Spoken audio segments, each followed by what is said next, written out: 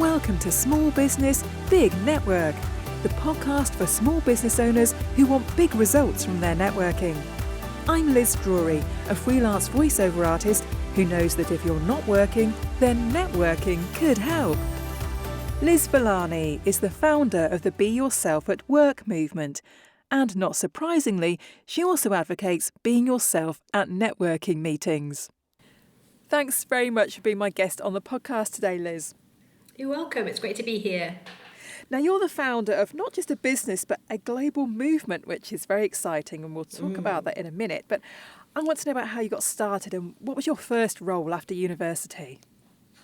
Oh, well, my first role, I joined Sainsbury's as a graduate trainee here in the UK, and it was my dream job. I'm very focused and very targeted, I feel like, with my goals, and I decided at the age of 9 that I was going to be a buyer for Sainsbury's. Wow. And literally, I just did everything at such a young age. My dissertation at university, everything. In order to get that job, and I applied for it and got it. So yeah, that was my first kind of breakthrough into the kind of corporate world, if you like, after university. Yeah, well, not many people know what they want to be at the age of 9. That's amazing. Well, do you know, I've always been fascinated by people, and I grew up in quite a challenging environment in terms of, we didn't have very much money and things like that. So going to a supermarket was actually really rare. It's something we do all the time now. And I just used to get super fascinated about what people put in their shopping trolley or in their basket and what that said about them. And then the idea of being able to influence them and make them happy by putting something in that basket for them, if you like, just blew my mind. Yeah. Oh, that's great. Yeah, I mean, I remember going to, big French hypermarkets when I was little, and that was fascinating. Not so much the local supermarket, but interested in what people in other places were buying and how things on the shelves were different to what we could get in this country. Absolutely. I'm definitely a shopkeeper at heart still. So let's talk about what you do now. So how did Be Yourself at Work get started in the first place? Well, I just, in essence, I just found that the way that people are developed at work and how we think about work and how we see work fundamentally needed a little bit of a lift, a little bit of a shift. So I guess when I was in that world in my 20s, in retail, not just in that business, but I saw with suppliers and friends and family that would go on these different sort of training courses and things like that. We might be psychologically profiled or videoed, or you fill in personality questionnaires or go on leadership courses or, all of that stuff. None of it really helped the people I knew to fundamentally understand who they were. And then I could see that I saw work in a different way that was almost much more positive than everybody else. And so that really led me, I'm quite what we do here is, which we'll talk about I'm sure, is help people to understand who they are, their values. And some of my values are very much about change and belief and leading the way. I'm quite matriarchal, so I guess I decided to try and see if I could shift things and mix things up and see if we can fall in love with work again. So you saw that this was needed. So how did you go about building something that would help people with this?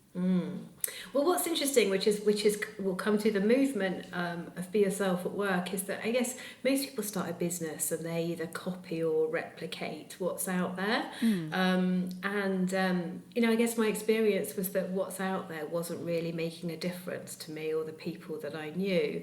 So rather than sort of look at studying something that already exists, I essentially started to innovate and create something from scratch. So many years later, I met with a client who had said to me, Liz, I'd love to hear your story and how this all got started. And we went for a coffee, and he was sort of very complimentary and said, tell me the story. So I did. And he said, oh my goodness, you're blue ocean. And I was like, well, I've no idea what that means. But he went on to explain to me that blue ocean is a Harvard business technique that essentially, it's a book, if anyone wants to read the book, Blue Ocean, it's out there. Essentially, you ignore the market with a fundamental need and want and will to create a difference for people or product area or a service or whatever, but you fundamentally ignore what's out there now, consciously, although I did it unconsciously, compared to Blue Ocean. And as a result, you create a product that's completely new, or a service that doesn't exist, that moves and leapfrogs the market forward. And that's what I did. So I very much didn't use tried and tested techniques, and created from scratch, but then tested and measured the impact of the thinking with anybody that really would give me the chance to experiment on them in the early days, to create something fundamentally new with I Am. Yeah. So tell me about your service and what it is that you do for people. Yeah, no, of course. So we talk about helping people at Be Yourself at Work to feel confident and able to be them. So, if you're going to be yourself, which quite frankly, one of my first best pieces of advice was, Liz, just be you. We've all kind of had that, haven't we? It's kind of, well, what does that mean? So if you're going to be yourself, it helps you to understand who you are. Most people can't articulate that. They'll say, this is my name, which is the first thing we normally say. This is my job role, where I work, where I live, my kids, my family, my CV, where I went to university, my hobbies. All of those things are things that you've experienced. They're part of your journey, which doesn't mean that they're not valid, but that's not who you are. Who you really are is your values, your character. So with I Am, what the process does is it facilitates you to actually describe your values, yourself, in your own words, so that you can articulate who you are, what's important to you, and then use I Am and the different sort of layers of I Am to have a map on how to be you as a result. So, yeah. And what difference does it make to someone when they know who they are? Oh, it's just huge, Jane, because we've only got a short time on this podcast and I'll start evangelising. But, we measure it. So we've got a survey currently out at the moment. We call people with an I Am an I Ammer. So if I start using that term, that's why. But we found that they're 53%, so more than half, more excited about their careers going forward. So the thought that you can actually use work as an expression to be yourself, an opportunity to be yourself, they're much more likely to want to stay with their current organisation because they feel like they can be them, because they know how to. And what I love as well is that they're twice as less likely to compare themselves to other people unfavourably. So we tend to look at other people and copy them, and then self-deprecate and put ourselves down and think we should be X, Y, and Z, and that can cause quite a lot of overthinking and anxiety and turmoil within us. So I Amers feel that they don't have to compare themselves to others or change and fit in, and actually they're much more positive about who they are, 3 times more positive about who they are on the inside, because they know who they are, they've got clarity. So it's super powerful stuff. And so once a number of people within a business know who they are I Amers, what difference does that start to make to the business as a whole? Oh, one of our clients said, fundamentally the commercials and the business have skyrocketed because, people fundamentally are using their natural talents and personalities and character in order to succeed. So it's a huge shift in how people feel about positivity and working there, and that feeling that they don't need to change to be impressive. So we always say it's a bit like the team starts to be able to, you're in a meeting or a situation with somebody or a group of people where you can read each other. You can almost finish each other's sentences. You start to get to know the real you. A lot of people, be careful, if you have to tell me to be quiet, it's because I can go on, but I get so evangelistic about it. But people say that they don't feel valued, or often they don't feel understood. But if you're not being you, then you can't be valued for who you are. If you're not being you, can't be understood. So so the levels of attrition and engagement and general sort of positive culture all lift as a result of people having their I Ams. And so what kinds of companies are you working with at the moment? So we work with everywhere. So I get, again, I'll get on my soapbox. I'm learning a lot about this myself, even with this call, is our belief is that everybody deserves to know who they are. and be themselves at work. So we do work with individual consultants and small companies and SMEs, but we also work with big global businesses. Like we've just done a big pilot piece of work with HSBC. We have global clients, so we have people here in the UK now and in Australia, so that was our first export market, and in the US. So and I talk a lot about globalization for entrepreneurs and SMEs. I'm a trade champion for the Department of Business and Trade in the Midlands, helping people that start their own companies to be brave and to create a plan for expansion. So lots of different companies, lots of global businesses, but small as well, which I think is important. Work is everywhere. Yeah. And so what's the process that people go through? A company comes to you and says, we want to work with you, we want our staff to find out who they are. What happens next? So, oh gosh, that's a really broad question. So we normally a company will pilot, or there's a team of people that work together that want to work better together. So often we'll take people through I Am as individuals, so they really know themselves, and then we'll run a team session where they really understand each other and their collective I Am. So what really makes them gel, and what could actually trigger them, what are their blind spots and those things. And we have different versions of I Am. So at a leadership level, we tend to use a developer-led I Am. So you actually work with an expert to create your values. You fill in a questionnaire, you have a call, then you have a debrief call once you've got your I Am. But we also have a self-created version of I Am, so it can actually sit on an in-house learning management platform and be very bespoke to an organisation. And we even have a free version, so on the website there's a free version that we've launched for anyone looking to get a job or a next step in their career, to basically be recruited for who they are as well as what they know. So there's different formats that we tend to use in different scenarios. Now, obviously, being yourself and being authentic will also help you with your networking, right? Yes. So what tips can you give us for being yourself at networking? I think, it's even the word networking can actually make your skin start to feel a bit uncomfortable, can't you? And the pit of your stomach just starts to wobble. I think, my biggest, there's loads of things that I could share, but essentially be you. So people buy authenticity.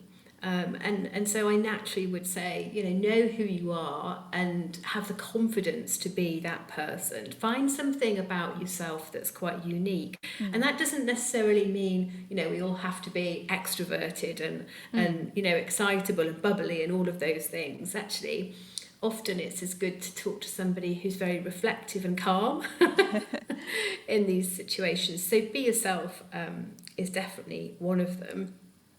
And I have some tips that I can share that are quite simple. So, make the conversation about somebody else, not about you. Ask questions rather than feel like you've got to be impressive or likeable. So that, we can all be very self-conscious. We tend to worry what people think about us, and actually on the inside can feel quite self-deprecating. So I think if you put the onus on someone else, even if you're not talking about them, you just say, what's happening in the world today, what's happened for you or whatever, you're actually taking the onus off yourself. But then you're interested in them. I always say people remember the people that are kind and help them. Yes. And I do believe that we all meet people for a reason. Yeah. And I'm always intrigued. I always think, with a networking scenario like that, I'm going to find out why we're meeting. And it could be that we're meeting for me to reflect something back to somebody, or to help them, or for them to help me, or, there's always a reason. So I get a bit curious. So I think that's another tip that I would share, that, being kind and being helpful, being yourself, and actually thinking, well, how can I help this person? Can I see if I can help this person in some way? And people will always remember you for that. Yeah. Is networking something that you enjoy doing and that you do for your business? It depends on the situation. I went to a networking event recently for the launch of a big investment fund, and there was, I guess, if I said it, 100 people in the room, and maybe 10% of them were entrepreneurs, and 90% of them were, bankers or accountants or, investors and those kind of things. And so I kind of I found myself gravitating towards the 10% who firmly stayed in their corner versus the rest. So I do understand what it can feel like to feel vulnerable and different and a bit of an imposter in those kinds of scenarios. But I think, I've found, yes, I do enjoy it. I have to put any feelings of why am I here, those normal, those normal sort of challenges we have for ourselves to one side, and just go and be curious about people. So I use networking virtually as well as face-to-face. Yeah. And I found it really makes a difference. Yeah. Is it something that you wish you'd done sooner than you did? Yes. And I found for a long time that it was quite difficult to articulate what we do. So people will say, well, what do you do for work? What's your job? What do you do? And I'm so much in that zone of, well, I do this, but this is me. So we're kind of describing ourselves in a different way. And because what we do is reinvented a new way of thinking about work and a new way of being you, it for a long time was quite difficult to articulate what the answer to that question. So in hindsight, I wish I'd kind of worked a little bit harder on honing that message, and being braver to get out there sooner as an entrepreneur. Yeah. So what do you say to people now when they say, and what do you do, Liz? What do you do, Liz? I say I run a global movement that's essentially changing the narrative of work so that people can experience who they are as well as what they know. It's called Be Yourself at Work. And then I stop. And people kind of pause, go, you do what? Because they're expecting an accountant, I don't know, retailer or whatever. And, I guess for a lot of people, they then go, wow, can you tell me a bit more about it? What does that mean? So that in itself tends to be enough just to open up curiosity, I guess, in other people. Yeah, well, it's not every day that you meet someone that says they run a global movement, is it? I think that probably stops people in their tracks as much as anything else. So tell me about the movement and how it's going and where it's going. Yeah, no, it's amazing. So I guess, one of the things I found, I think if I was selling tables, not there's anything wrong with creating new ways of having a table and those kind of things, I perhaps would have given up a long time ago. But I've always felt so passionately about the role that work can play in your life, and that work particularly, it was happening pre-pandemic, but post-pandemic, especially as well, it's been exaggerated that people feel like work, in fact we're measuring it at the moment, 43% of people so far in our current survey say that work is an encroachment on their lives. So this is something that you have to do to pay the bills, and of course that's a reality for the vast majority of us, but work is so much more than that. I found myself through work as a teenager, had a difficult home life and those kind of things growing up, and I found school very restrictive because it was almost like a prison. You had to be in at a certain time, leave at a certain time, behave in a certain way.